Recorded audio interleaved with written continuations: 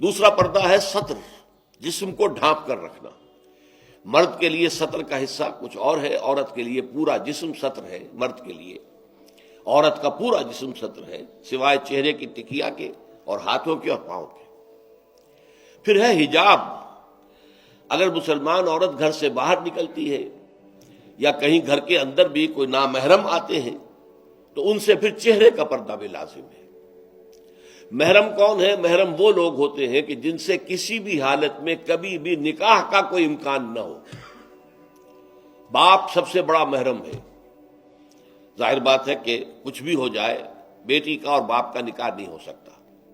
بھائی ابدی محرم ہے، اس کے درمیان ان دونوں کے بہن بھائی کے درمیان رشتہ نہیں ہو سکتا۔ البتہ ایک شکل یہ ہے کہ ایک بہن اس وقت کسی بہنوئی کے گھر میں ہے، لیکن یہ کہ اگر اس بہن کا انتقال ہو جائے تو دوسری بہن سے اس کا نکاح ہو سکتا ہے، لہذا وہ نامحرم شمار ہوگا، وہ محرم نہیں ہوگا۔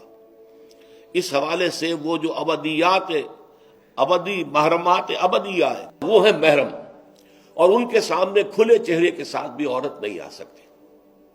اور محرموں کی فہرست جو ہے وہ سورہ نور کے اندر دے دی گئی ہے، بڑی مفصل اور تفصیلی آیت ہے۔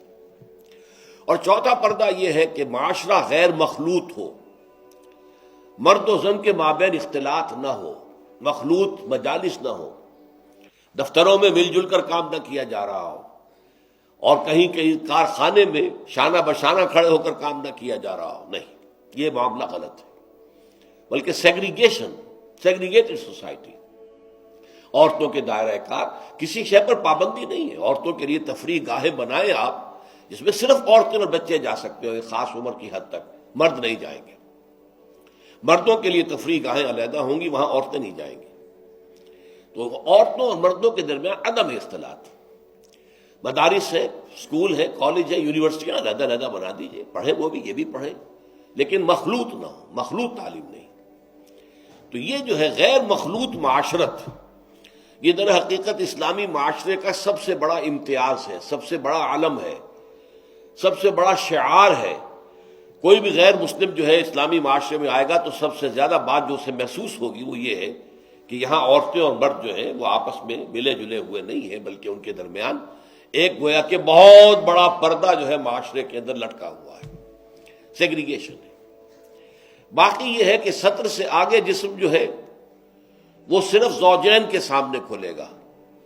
مرد کا سطر صرف بیوی کے سامنے کھلے گا، یا ڈاکٹر اگر کوئی سرجری کرنی ہے تو ظاہر بات ہے کہ اس میں وہ پردہ نہیں ہوگا۔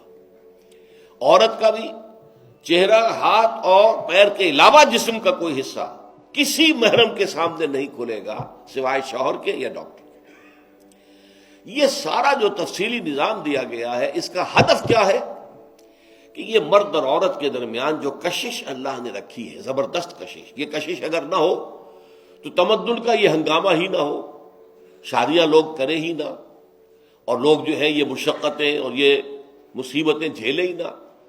اولاد کی پیدائش ہے، پھر ان کی پرورش ہے، پھر انہیں کھلانا پلانا ہے، ان کی تعلیم ہے، ان کی علاج معالجہ ہے، 100 کھکھیڑ ہے۔ یہ سارا انسان کیوں برداشت کرتا ہے کہ جنسی جذبہ بہت زوردار اللہ تعالیٰ نے انسانوں میں رکھ دیا ہے۔ تو جتنا یہ زوردار جذبہ ہے اتنا ہی اسے کنٹرول کرنے کے لیے گھوڑا جتنا منہ زور ہو اتنی ہی مضبوط لگام اس کو دینی چاہیے۔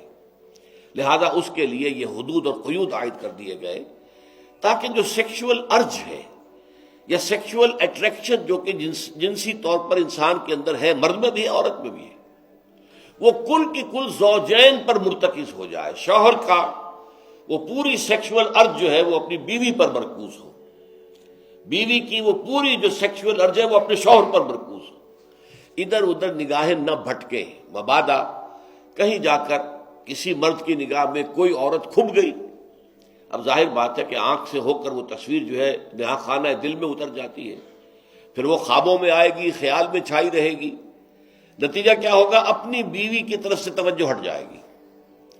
وہ جو بانڈ آف لو ہے اور باہمی اٹینشن ہے ایک دوسرے کی طرف شوہر اور بیوی کی، وہ کم ہو جائے گی، اور اس کا نتیجہ کیا نکلے گا کہ خاندان کا ادارہ کمزور ہو جائے گا، جس سے کہ اسلام چاہتا ہے کہ بہت مضبوط ادارہ ہو۔ اس لیے یہ ساری قدغنیں ہیں، یہ سارے ضوابط ہیں، یہ قواعد ہیں، بلکہ اسلامی معاشرے کا جیسا کہ میں نے عرض کیا ہے یہ سب سے نمایاں وصف ہے کہ یہاں مرد و زن کا اختلاط نہیں ہے،